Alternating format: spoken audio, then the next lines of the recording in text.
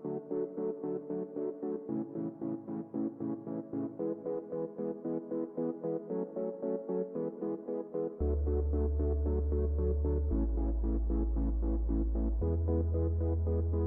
నామమును ఉచ్చరించుట వలన నేను వారిని ఆశీర్వదించెదను.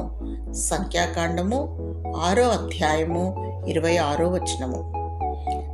దేవుని ప్రజలైన ఇశ్రాయేలీలతో దేవుడు మాట్లాడుతున్నాడు. నా నామము ఉచ్చరించుట వలన లేదా నా నామమును పలుకుట వలన, నా నామమున ప్రార్థించుట వలన నేను వారిని ఆశీర్వదించెదను.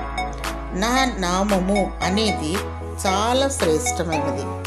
పాత నిబంధన కాలంలో యెహోవా అను నామము ఉచ్చరించుట వలన దేవుడు వారిని ఆశీర్వదిస్తాడని దేవుని వాక్యం సెలవిస్తుంది.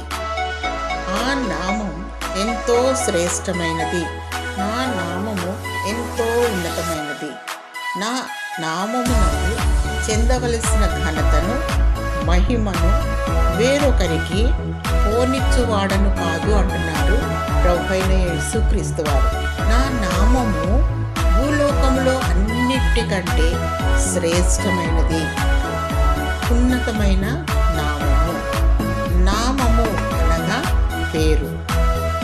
ఆయన నామమును ఉచ్చరించుట వలన మనము దీవించబడతాము. ఆయన నామమును బట్టి ప్రార్థించే వారి గుంపులో నీవు ఉండాలని, నీవు బహుగా ఫలించి ఆశీర్వదించబడాలని నిన్ను మెండైన దీవెనలతో దేవుడు నిన్ను ఆశీర్వదించునుగాక. ఆమేన్.